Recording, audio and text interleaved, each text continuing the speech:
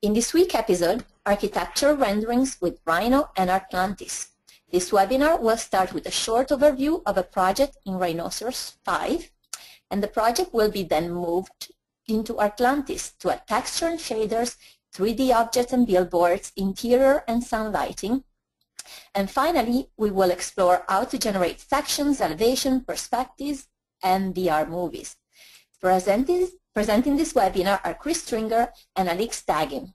Chris Stringer is a technical consultant for Abvent. Trained as an architect, Chris has been involved in architectural software sales, training, and support since 1996. Alix Dagin holds a Master in Architecture from California College of Arts and a Bachelor's of Science from Cornell's Hotel School. Alix approaches her work with a painterly hand, knowing that every move has a meaning, understanding that even early gestures find their way into concrete design. Before we get going, here's an overview of what we do at Novedge. Novedge is one of the largest online design software stores. We offer a huge assortment of software solutions that cater to virtually every designer's need. Put us to the test and come visit our webpage at novedge.com. And for daily software news and limited time promotions, read the Novedge blog and follow us on Facebook, Google+, and Twitter. Coming up next week, discover how to go green using Bluebeam. Want to work beyond our desktop? Curious about how to do PDF creation, markup, editing, and collaboration for paperless workflow? Join us to learn how you can reduce your paper usage by more than 85% and cut your paper-related costs in the process. Last but not least, today's presentation is free and it's being recorded live. If you want to rewatch this or any webinar episode, you can find it on our YouTube and Vimeo channel. Just search for Novedge. And now I will pass the baton first to Alix and make her the presenter so she can show you our fantastic model that she created just for this webinar. Alix, are you ready? Yeah, I'm there. Ready. You are. Okay. Awesome. All right, so my name is Alix. I work at a small-scale residential firm in San Francisco called Artlantis Studio, and I'm going to keep this background bit really short so we can get to Chris's awesome technical stuff. But basically, in this house, we play with angular planes to bring specific views of the city into the home during everyday home activities like bathing or making coffee. And we did this all while maintaining the client's privacy and respecting the neighbor's view. So this started out as a sketch model for internal use only. It was basically a design tool. And then we also used it during client meetings to get like quick snapshots of how the design was going and what we wanted to fix. And then we used it for the neighbors meeting and to get the permit to talk about material and proportion and things like this. So it went from just a sketch model as a tool to something where in post-production we kind of worked on it and got it through permit. So on that note, Chris, take it away, show us how to grab this sketch model and make some really awesome stuff happen. Sure. Well, before I do that, before we switch over to me, could you show folks the export process, saving the model out of Rhino? Yeah, of course. So here's the model. I go File, I go Save As, and then it's super simple. All I do is I find this guy, and this guy I have it because I downloaded a plugin and it was super easy, and I save it .atl. I save it. I'll just replace it. And there you are. And then I just send it to you. Excellent. Easy enough. Okay. Okay, Chris. I think we're passing the baton to you now. Okay. Great. So I'm going to go ahead and open the file in Artlantis 5. So this is what I received from Alix. So you'll note that it looks basically identical to the model that you just saw a few minutes ago in Rhino, with a few exceptions. The lighting is a little different in Artlantis, and you can see the background looks a little bit different. But basically the design intent is all there. Everything that was in the model is there and present and ready to be worked on in Artlantis. Now, in the interest of time today, I'm going to start with a model. I'm going to start with this model, and I will have some preset views and some furniture and things populated in it, just so that we can kind of get a sense of where things can end up in Artlantis, because I think if I just spent 40 minutes today, I don't think we'd get far along enough to really showcase a lot of the things that are available in Artlantis. So I'm going to open another file that has a lot of these views set up and things placed in it. But I will show you the process of how I got to these views to give you a sense of what's involved. So before I do that, I think what I'm going to do is just show you a brief overview of what's online right now in the Artlantis gallery on artlantis.com. These are just user submissions.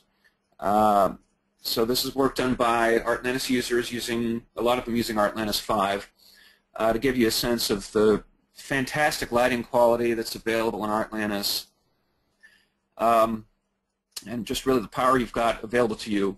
The one thing that these renderings really don't give you a sense of is how quickly things can come together, and hopefully with what I'm showing you today, you will get a sense of really what a great real-time production tool Artlantis is, and how it can take a model from your 3D rendering software, which may have some built-in rendering capabilities, but how it can really sort of streamline that whole process and make things move along much more quickly and more smoothly, so you can really experiment with the visual qualities, with materials, and adding textures and lighting and objects and things that aren't maybe necessary in the modeling stage, or for, let's say, your construction documents, whatever software you happen to be using.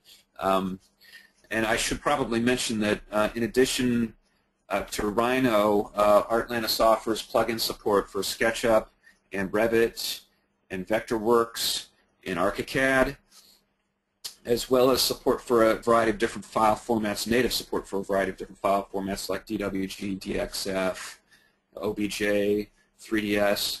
There's a few others too, but you really do have a pretty broad set of 3D modeling software that you can use as a starting point to get into Artlantis. And then when you take it into Artlantis, all Artlantis does is rendering, and that's it. It doesn't do any modeling, although you can place objects and things that are pre-made into the environment, the model that you've got, but it's not a modeling tool per se. It's just strictly dedicated to rendering and creating animation in VR, virtual reality type presentations. So I'm going to end the slideshow here, and then we'll jump into, as I said, we'll jump into the version of the model that's a little further along that I've done a number of things to, which will also serve as a sort of a series of guideposts for me as I'm going through the presentation. So we're looking at, again, this view that came in from the model. And as you can tell, we can spin around and have a look at it just as you could in Rhino, and you can get a sense of what it looks like from any angle. But once you're situated, then you want to go in and start really doing what Artlantis does best, which is dress up the model and start to give it some life. So what I'm going to do here, so I'm going to duplicate this view, and I'm going to start doing that. So we're going to center this up, and I've got my 2D preview window here, which is accessible with this button here up top. And I can go in and fit the view to the screen and start lining up the views that I want. So I might want to, for example, create sort of a frontal view of the building, not a perspective per se, but just kind of a, not an elevation, but just a sort of a frontal perspective view of the building, so that I can go in and start to think about how sections and elevations might come together. Artlantis can create sections and elevations, and we'll get to that a little bit later in the presentation. But one of the things early on you're going to think about in Artlantis is its ability to handle sunlighting in different ways. So I've set up this view to illustrate how we can do a couple of things in Artlantis. One is we can change the background environment. So I'm going to go ahead and add, I'll double-click this background image window, and I'm going to add an HDR file. And an HDR file is just a specialized type of file that offers an immersible or an immersive background environment for the model. So as you can see, when that comes in, it's really a 360-degree view of the space. So as we're spinning around and navigating, you can see how it moves behind the model. And so that gives you a more realistic sense of being in a real-world location.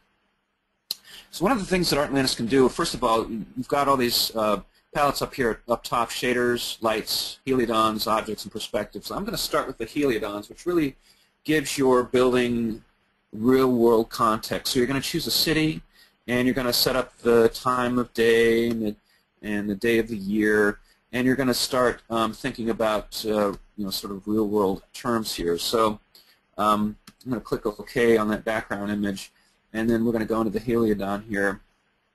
And so you can see I can choose from a list of cities here to set up the location. And so I'm going to choose San Francisco since we know that's where this project is located. And then you can choose the date using the slider here, or you can key in the date if you want. So for example, we could get it close to today, which is the 10th, I think. And we can put the time in, any time of day. We could put in the current time or something close to it. And so we can dial up very quickly, a very precise time of day and date of the year. We can also, thinking in terms of what an elevation would look like, we can click on this 45-degree setting here, and we get sort of a true 45-degree cast shadow across the project. So you can see how that would be useful when you're creating renderings of elevations for submitting for review or for local approval. So you have those options, and you can set those up as suns. So I can create basically a duplicate of the default sun and then change it to the 45-degree and then give it a new name. Whoops. And there you have it. So now I have a 45-degree sun that I can use in whatever view I choose in Artlantis. It's important to note that in Artlantis you've got these radiosity settings. Radiosity is just a really high-quality rendering engine that's built into Artlantis, and so you have the option to choose different levels of radiosity in your image settings or your view settings, your perspective view settings. You can also choose between physical camera settings or what are the older, I guess, methodology of calculating radiosity in Artlantis, which is to calculate the number of bounces. So if you limit the number of bounces, then you're going to get a faster rendering, but you will do so at the expense of rendering quality. So the fewer the bounces, the faster it's going to render if the quality is good. So you can play with those sliders there to adjust that to get a good balance between the speed of the rendering and the quality of the rendering. Or you can switch to this physical camera checkbox. Then you have familiar controls that, if you're at all familiar with photography, you've got ISO and shutter speed settings that control the basically the level of exposure of the view. So we can tweak those, or we can choose from a couple of different presets that are appropriate for exterior or interior lighting setups. So you can see if we choose interior while we're outside, it's going to produce kind of an overexposed image. So we can use that as a kind of a useful starting point, and then we can adjust these sliders as needed to whatever it is we think is appropriate for the view we're looking at. So once we've got those settings in there and we're happy with them, we can click OK and close those settings. So another view I'm going to show you. Let's take this view and we're going to zoom in a little bit closer to the building. And I'll get on a side view here, drop the camera down, and we're going to tilt the camera up a little bit so we're getting a little bit of a perspective, sort of distorting the vertical lines there, the line work in the rendering. We can switch very quickly to a two-point perspective by turning on this button here, which gives you an architect camera. So it corrects for those canted verticals and makes them true vertical. So just with the click of a button there, you can do that if you need that kind of effect in your rendering without having to take it into Photoshop. I'm going to go back into my other cameras, and I'm going to pull up a different view, and we're going to look at how you can set up an infinite ground plane. Now, we're going back to this starting view that we got from the model, and we're going to check this box here next to infinite ground. And when we do that, you can see how it creates an infinite ground plane that extends to the horizon. If we click on this button next to that checkbox, we can then go in and do a couple of things to this. For one thing, we can click on this target, and we can click on any plane in this model to set the elevation of that ground plane, relative to that particular space or that point in space. So you can see if I click the target again and go on the slightly higher paved space here in front of the home, that it adjusts the infinite ground plane up a little bit. And then if I want to get rid of those artifacts by having two planes occupy the same point in space, I might want to just ever so slightly increase the altitude of the ground plane there to compensate for that. So I have that available to me. I think I will actually drop this down a couple of inches so you can see that patio space in front of the home. We can also go in and adjust the shader of the ground plane.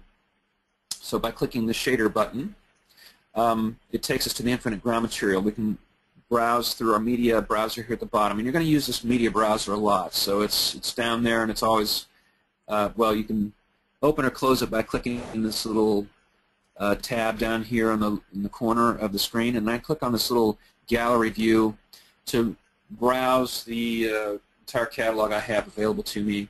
I have a number of the preset shaders and objects, but I also have added a number of additional media that I purchased from the Artlantis Media Store, which is built into this interface. If you click on this cart tab here, you can flip over to the store and browse through the media that's available there. And they range anywhere from maybe $1 to I don't know, $4 or $5, depending on the complexity of the item. I guess there are some things that are more than that. But it uses a series or a system of credits that you purchase and then use when you're wanting to download something.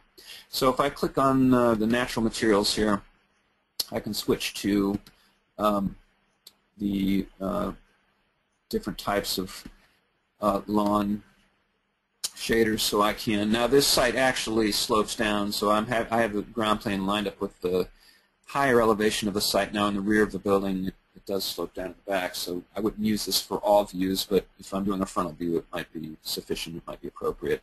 One of the things that's kind of cool about some of the ground shaders in Artlantis is they have sort of an infinite repeating pattern to them that can be modified to add a little variety, so I can adjust the threshold between sort of the more brown areas with the more green areas to sort of change that up on the fly. So by tweaking those, you can see how I get a different appearance to the ground, and you can see how it's random in sort of random patches, the way a lawn actually would be. Now I know in California it's been a little dry, so you might tweak that to create a little more brown appearance to the But depending on what you're trying to accomplish, you have that ability to tweak that in Artlantis. So once you're satisfied with that, then you can go on to other things. Let's get back into the lighting and talk about that some more. I'm going to go into back into my perspectives here. And I'm going to pull up a view of the front. I'm going to start with this HDRI view, and I'm going to duplicate it, and then I'm going to tweak it. So we're going to go into the top view. So I frequently navigate between the 2D views in the project and the 3D preview. I usually have them open side by side so I can easily kind of toggle between the two. But I'm just going to get to where I'm sort of situated here, and once I'm happy with where I am, then I will adjust that just a little bit more. I'll start manipulating some aspects of this. So right now we've got this HDRI background image, which looks realistic because it's based on an actual photograph. But let's say we want to do something else. Maybe we want to just use a 3D image, or possibly a 2D image as a background, which we can do. Or we may just decide that we want to use something different altogether. For example, we may switch to the heliodon sky, which is, you may not notice the change there. If you did, the sky did change a little bit, but this is actually an artificial sky that Artlantis is creating. It's not a photograph. It's just something in the heliodon settings that we have here. So if I go into the heliodon settings and I pull up the day sun that I set up here, I can go in. Now this is based again on a real-world location. So I can go in and make a couple of changes to it. So for example, I can toggle the clouds on and off. And it'll take a second for that to catch up. I've got to be in the right view here. This needs to choose the day camera, or the day heliodon. So by turning the clouds off and having the day heliodon active for this view, you can see how that change takes effect instantly in the preview window. And I can go in and click on the clouds button, and I can tweak any of these four different kinds of clouds to increase the level of that cloud type in the view. So as I dial that up, you can see how the clouds start to encroach on the sky and fill it out. So each of these cloud types, you can dial that setting up or down depending on what you're trying to accomplish. So if you want the cotton ball clouds, you would dial up the cumulus. Or if you want those high altitude cirrocumulus clouds, you can dial those up. And each of these have random seed values, so you can click on this little die here to generate a new random sky so that all your renderings don't look the same. So you can set up as many different heliodons as you want, and so you could have a unique heliodon for every single view if you wanted to in Artlantis to keep things fresh and unique looking. But this is a 3D cloud space that surrounds the project. So once we're satisfied with that setting, we click OK. I'm going to duplicate this day sun, and we're going to make an evening sun.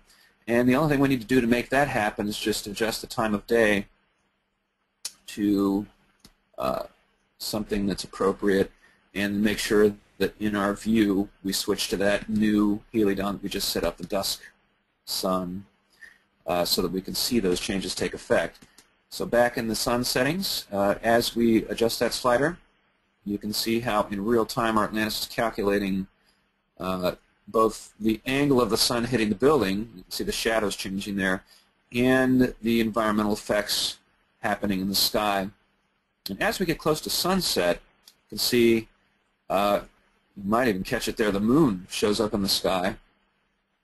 If we get there early enough, you can see how the sun's angle is represented on the plan with this yellow circle and then a line pointing from the sun to the project.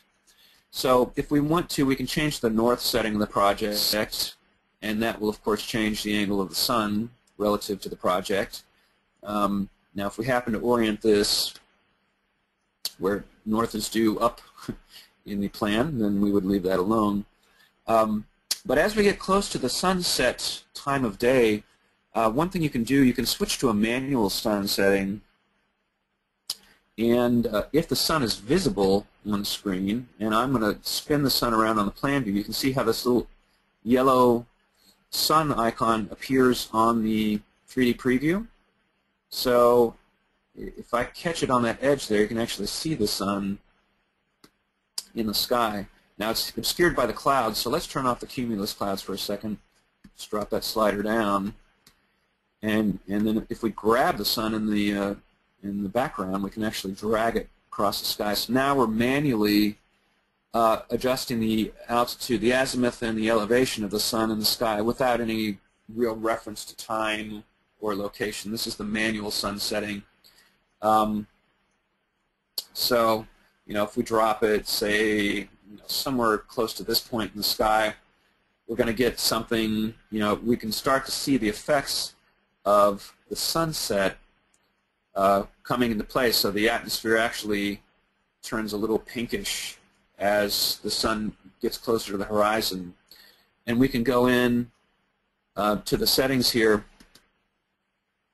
and activate things like the wind power, which would adjust, affect the movement of the clouds in the sky if we were going to do an animation. So both the movement, the direction, and the speed of the clouds in the sky. We can make those kinds of tweaks. We can also mix in a sky color if we want to tweak the sunset even more and get a little bit more of a vibrant color. We can go in and choose a custom color and dial up the saturation or dial it down depending on what we want to get the desired effect. So once we're happy with that, we can go in and we'll actually call this sunset. So we've got our sunset sky, and I'm going to add a couple of trees to the background here, and let's make sure the ground plane is turned on, the infinite ground plane, in order to do that. And again, we're going to target right here, and we'll just move that up to maybe 7 feet. And again, we're going to pull up the grass shader and drop that on there. We can drop it right into the scene. We don't actually have to drop it into the list. We can drop it right into the scene in the 3D preview. So the materials in Artlantis, the shaders are all drag and droppable, so you can very quickly modify things. So once we're happy with that, let's go. I'm going to go back into the perspectives, and I'm going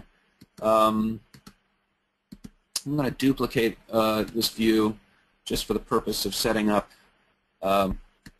some trees behind this project. So we're going to get a little higher angle so we can see what we're doing. And we'll go into the 3D Objects palette, which is down here at the bottom. You can see the trees that are available to us. And I'll just I'll select this Japanese holly and drop it onto that 3D ground plane. It's a little difficult to see because of the time of day, so I'm going to just temporarily raise the elevation of the sun a little bit so we get a little more sunlight. So there we can see our tree a little better. And I'll switch to the plan view, and we're going to go into the Objects palette. Our tree that we added is right there, and we're going to drag it a little further behind the building.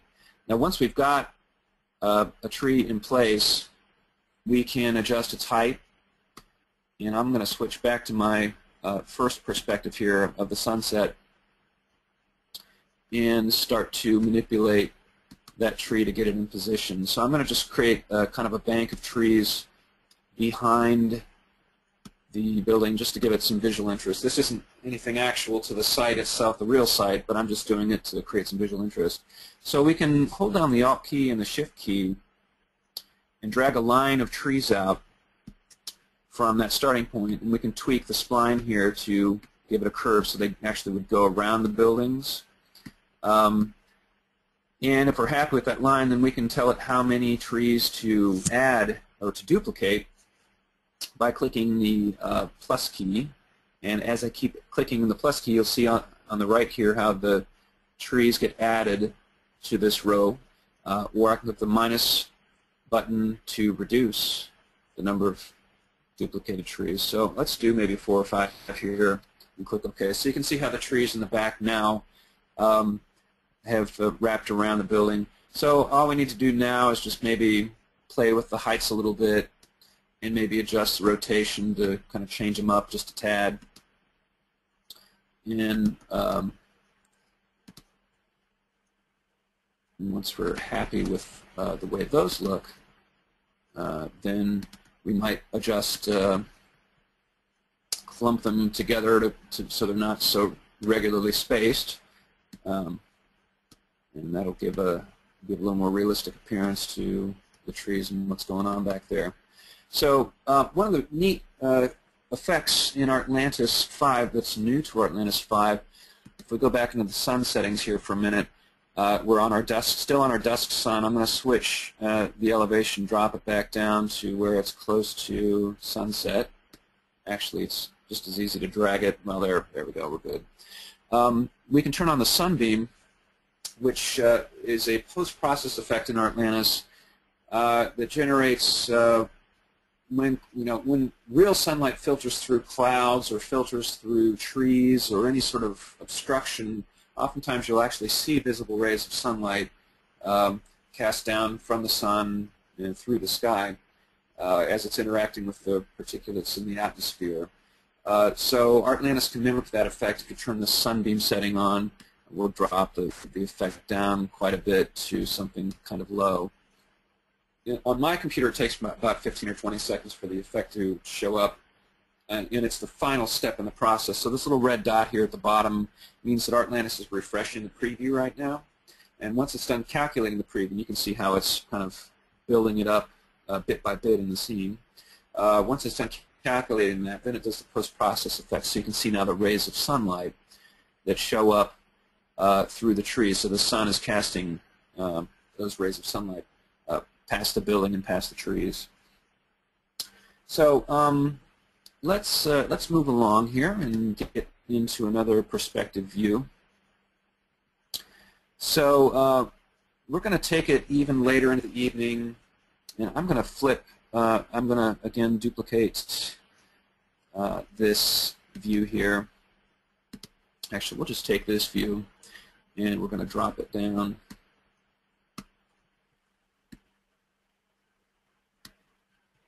A bit. So we're sort of looking at a close view of the unit here, the house itself. So we're getting into an evening sky, and let's actually go ahead and make this a nightfall sky. So we'll duplicate the sun. We'll drop the elevation of the sun below the horizon, which should have the effect, once we change the sun in this view, of giving us nightfall. Got to select it though. That's not selecting. Let's go in here and change the name of it. Night. Go back into our perspective. One more time with feeling. That's not changing. I'm not sure what's going on there. We'll choose the nightfall here.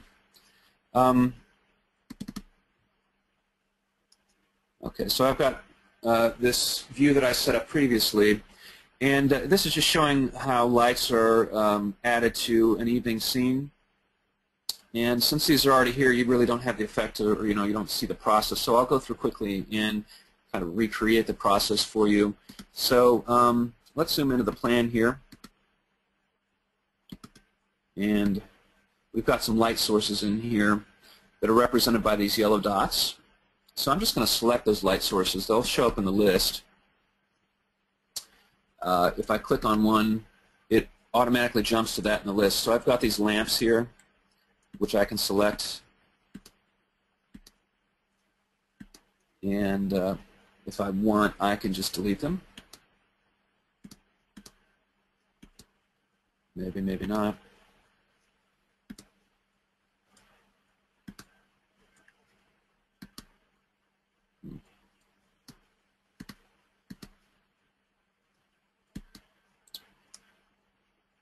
They're not going away. Well, I'll show how to add one. That's easy enough to do. So we'll go into the lights here. This is where the light sources can be found. This is, the again, the media catalog. And if we click on the light source, we've got a range of different subcategories that show up beneath these icons. So the top level icon would be your sort of your major group. If you hover over that, you'll see what it is. In this case, it's the display lamps. So that shows the lamps that are available to us. And so, for example, we might choose the ceiling group here to kind of narrow that listing down. And this lamp here is a good sort of recessed light that we could use. And all you do is you just drag and drop it onto the surface that you want to add it to. I don't think I can quite see it, so I might need to set up another perspective view to get a little closer in. So we'll do that. I'm just going to zoom in. Grab that dot.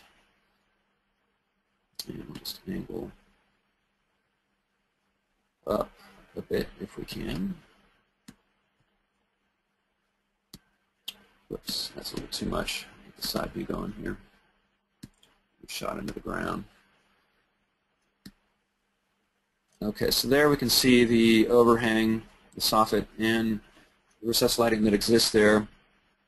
So we can take a new light source and add it to that soffit.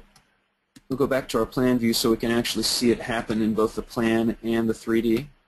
So you can see our existing bank of lights, and I'm going to add a light on this corner right here. So where I drop it is where it's going to stick on that ceiling surface.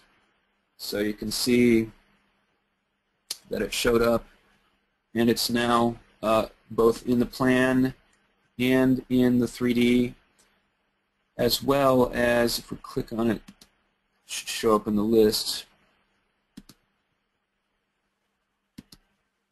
There it is at the bottom. So that's our new light source. So it's casting light into the scene along with the other light sources. And the sconce lighting, it's just as simple as drag and drop. So if we find another light source that we like, maybe we should have something over the garage door here. So we'll choose a wall light and choose something that's appropriate. I don't really particularly care for any of these. Here's some exterior lights here. So we could just choose any one of these. Let's choose this right here and drop it right onto that wall surface. Okay, so that light shows up now. And if we scroll to the bottom, we'll see that lamp at the bottom of the list. And it has both three-dimensional geometry as well as a light source embedded into it, which is why it shows up here in the lights list as a light source. And it also shows up in the objects list as a lamp object. So that's the 3D lamp object. And if we click back onto the lights palette, we see the actual light source with the light settings that are available. So if we turn the power up on this light source, you can start to see the effect of the light in that scene. So it's as easy as that, just dropping a light, sticking it onto a surface, and then adjusting the lights to the desired setting. And then we can adjust the angle if we want to. In this case, I think a 360 point light is actually appropriate. You can see that it's where the light is obstructed by the light fixture itself. It's casting a shadow up the building. We can adjust the softness or the sharpness of the shadow edge by tweaking this slider here. And if we also want a light cone effect, we can turn on the light cone and we'll get a similar effect that we saw with the sun, with the visible rays of light casting out off of that source. I think we'll turn that off because it's probably not appropriate for this view here. There are also lensed flare effects we can turn on, which give you the sort of classic effect you'd see if you're for example, in working in Photoshop, people often do that kind of effect in Photoshop, but Artlantis can calculate those effects within the 3D model. There's no reason to do it in Photoshop. So once you're satisfied with your light settings, we can go back and take a look at how the scene is shaping up. Let's go back to this view up here that we had set up, and we should see those new lights showing up. We may need to activate them by turning them on. Since those two new lights were just added, they need to be clicked and activated for whatever views you want to see them in. So that's the cool thing about Artlantis. Every scene has the ability to independently turn off and on layers and turn off and on light sources and choose between the different heliodon or sun settings presets that you've set up, and to turn on neon light sources if you have those in your project. So you really have a lot of flexibility in managing each independent view to get it exactly the way you want it to look. I'm going to jump inside the space here. This next view here is inside this, what I assume is probably a bedroom. So I'm going to click on that and jump into that space. So we're in that space. It's right here. I'm going to drop a light source in here just by, well, the light sources for some reason are grayed out. I don't know why that is. Something happened on my computer right before this presentation started, and I don't know if it's affecting Artlantis, but I'm noticing that things are acting a little strange. So I guess we could just take a light source and maybe duplicate it. There we go. Okay, so now we have a new light source. The question is, where is that light source in the plan? I have to find it. If you have your lights active, it should show up as yellow.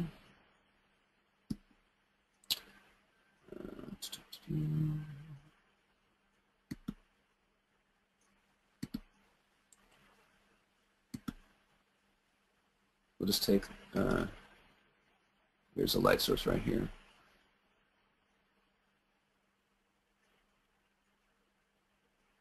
So we'll take this light source and we're going to duplicate it and move it upstairs. So right now it's a kind of a point light. We'll go switch back to that view we had in that room, and we should see the light coming up. The view switching isn't working here. What's going on? There we go.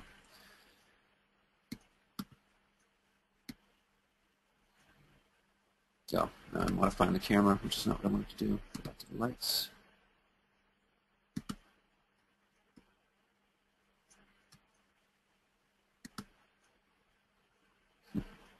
Having all sorts of trouble right here.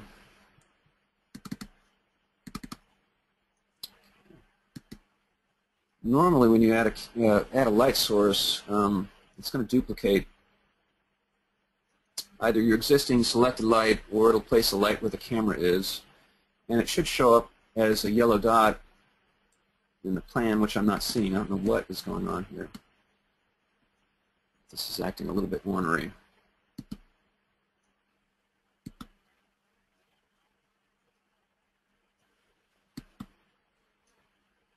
Okay, there's our lights.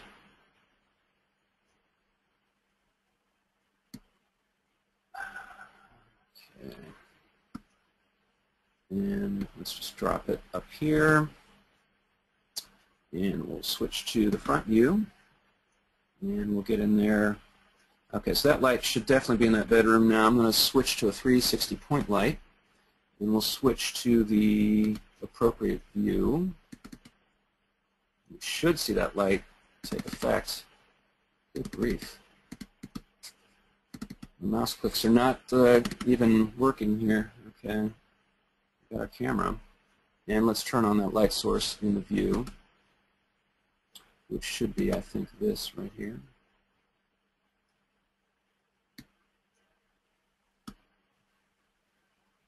Goodness gracious. What's going on here? Light 8, 9, 10.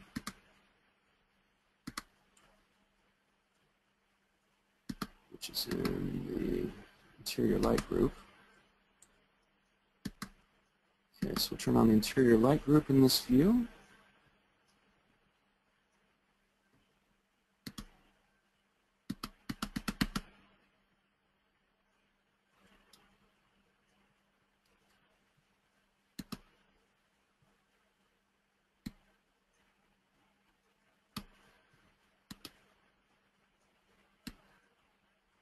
finally. Okay.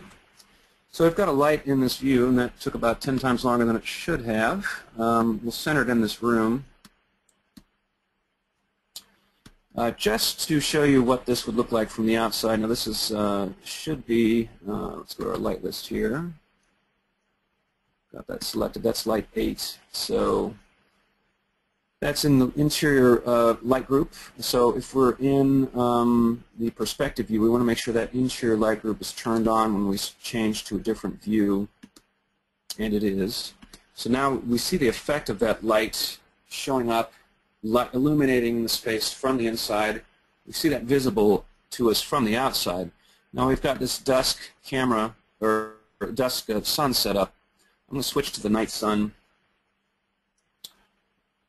And what I want to see here is, what I want to show you is how Artlantis automatically adjusts the properties of the lighting relative to the amount of sunlight available. So if we make this, set the time of this to an earlier point of day, it's automatically adjusting the light balance so that they don't overpower the view. So the sun starts to really kick in and take over, and those lights become less prominent in the view. And as we edge toward morning light, again, those light values automatically start to adjust upward again, and they become more prominent in the view. So let's see, it's about 1:15. I'm going to jump ahead and get into some of the interior lighting. We'll talk about that. So I'm going to go into this scene right here.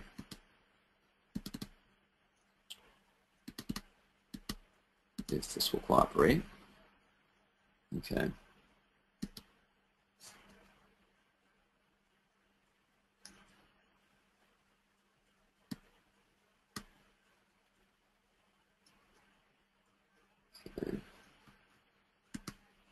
We'll choose these two lights here and delete them. Okay, so we've got this light as a starting point here. Let's just make it a point light.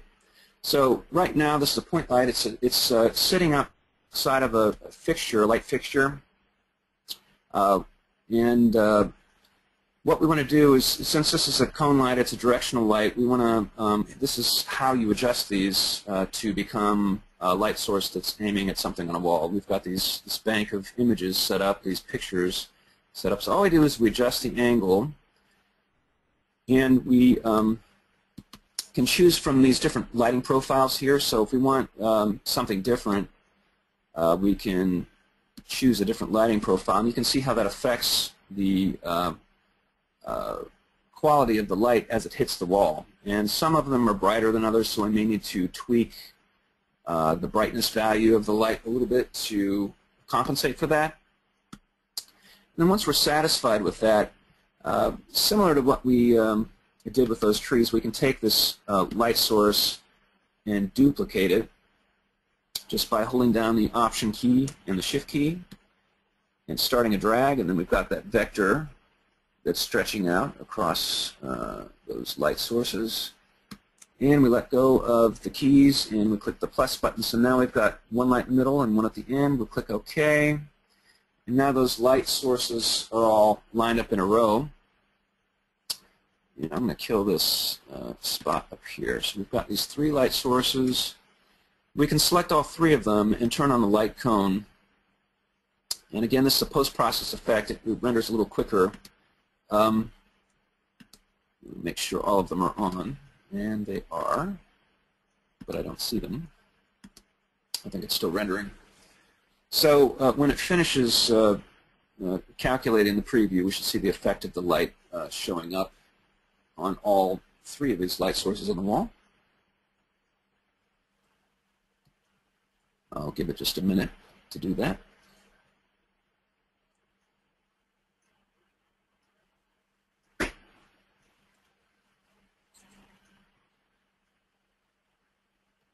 That's a little bit slow.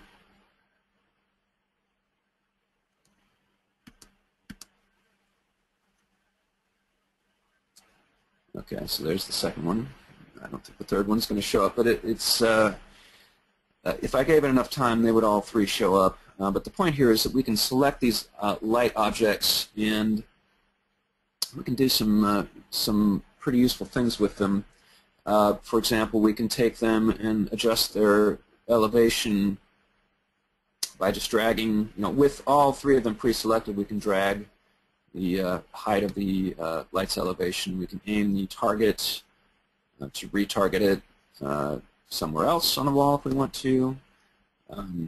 We can drag the axis and pull them out further out if we want to. So we've got all those options available to us to edit real-time in the 3D view to make it easier to manage and work with your light groups in Artlantis. Let's move on to, I'm going to skip ahead to shaders and talk about that.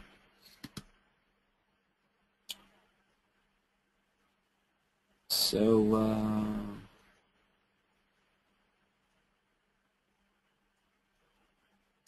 we'll go into this view here. So this view is a living room area. You can see how first of all, the quality of the shaders in Artlantis is pretty incredible.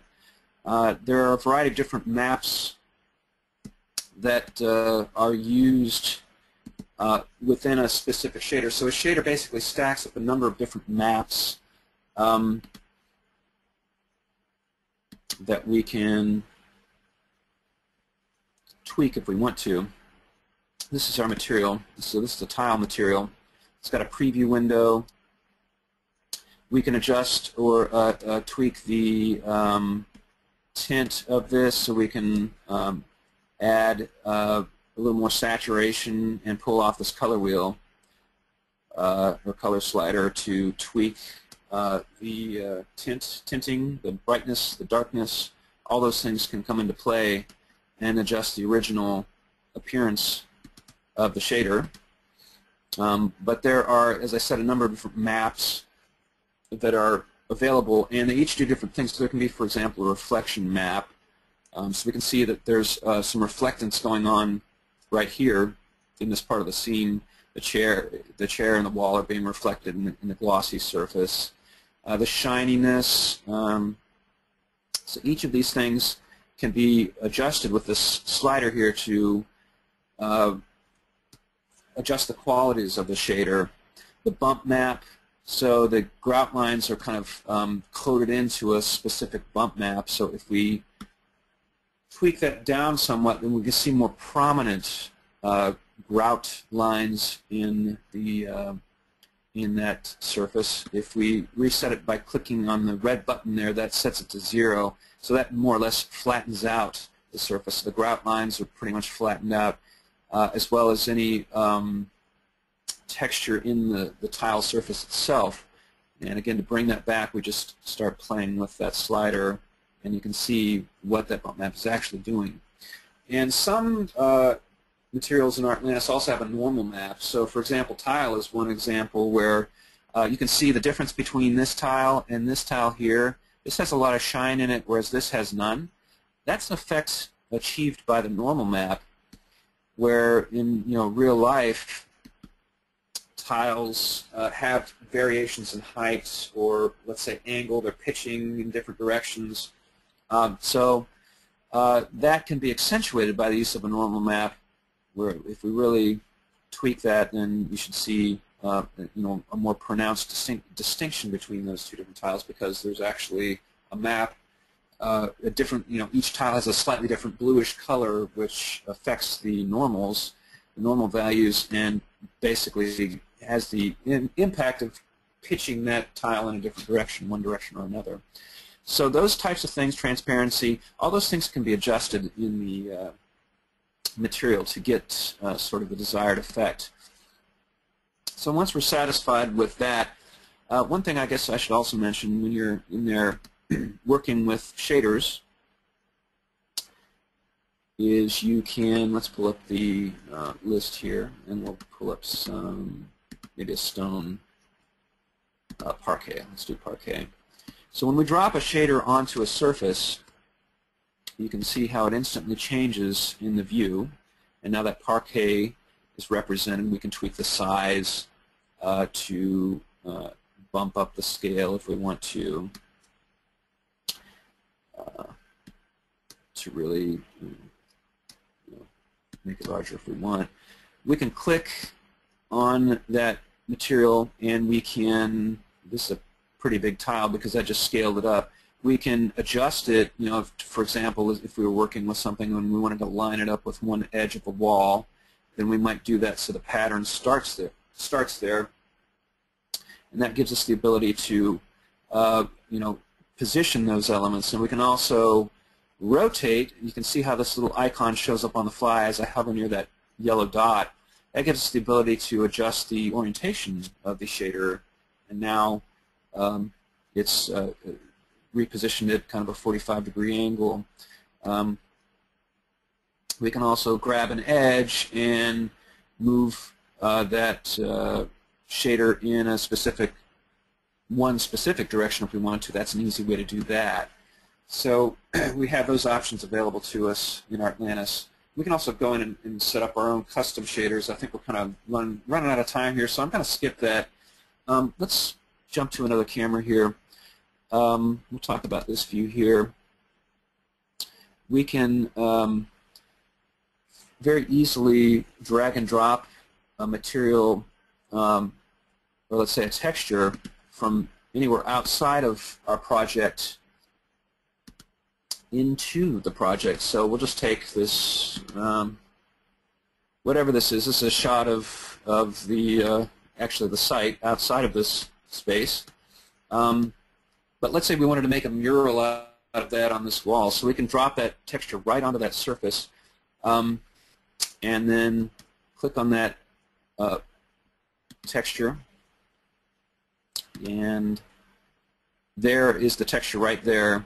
So now we can adjust the scale of it up if we want to. We can position it on the wall, and if we wanted to, we could manually type in the dimensions of it. If we needed to, we could replicate it across the wall, and that doesn't make much sense for a mural like this, but it would make sense for a repeatable tiling pattern such as what actually exists on the wall already. So this sandstone material, which is behind this, is a tileable texture, and if we turn off the repeats, you can see, you should see the impact of that. Maybe not. Maybe not.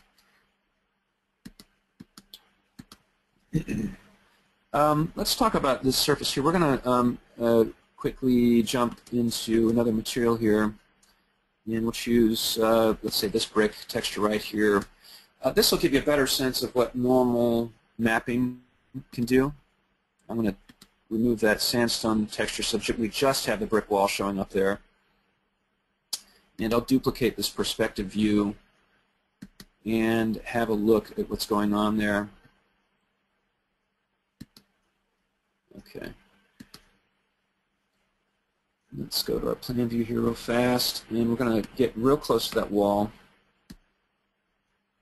so we can see this a little better. So when we're in the shaders palette here and adjusting the brick, you can see how the normal map, it does its job, and the bump map does its job. If we turn those off, you can see that it kind of flattens out the appearance of the brick wall. But if we want to, we can take it a step further. On certain materials, there are 3D effects, and those can be tweaked by using this 3D effect slider. So if we slide it back, that minimizes the 3D effect. If we slide it up, you can see that as this refreshes, it really deepens those grout lines and gives a really pronounced effect to those bricks. And usually you're going to find some kind of happy medium that suits your purposes. But that's a new feature in Artlantis 5 that's worth mentioning. I'm going to try to wrap this up here. I'm going to jump into a couple of quickly jump into a couple of things. Let's get out of perspectives and talk about parallel views. So in Artlantis, you have the ability to create parallel views. I alluded to this earlier. So this is a view right here of the elevation of the project.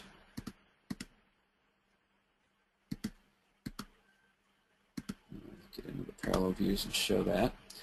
So you can set up these different views, so just by taking an existing view and then dragging it around. So I can take a view and tilt it to create an axon type arrangement. Now, in reality, you want to switch to an axon type of view. So there are 3 different types. You've got your elevation or section type views, which are frontal. You've got your axon views, which, if you're familiar with architectural rendering, of course you have those options available to you. And then you've got your plan view, which we can adjust the edges of this to zoom in or pan out from the scene. And we can adjust this red dot here down. It's a little hard to see. I'm going to zoom in a little bit in this 2D view. Maybe I'll turn off the plants to...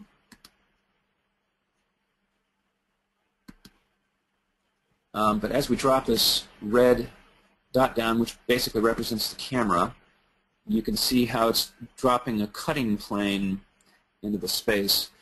I think I'll also turn off the neighboring buildings, so we're just looking at the plan of the building here. And I'm going to get rid of these trees too, they're kind of getting in the way. Okay. So now we're just looking at a plan of the building. So just as quickly as that, we can create and generate a plan of the building, which can then be used and referenced in our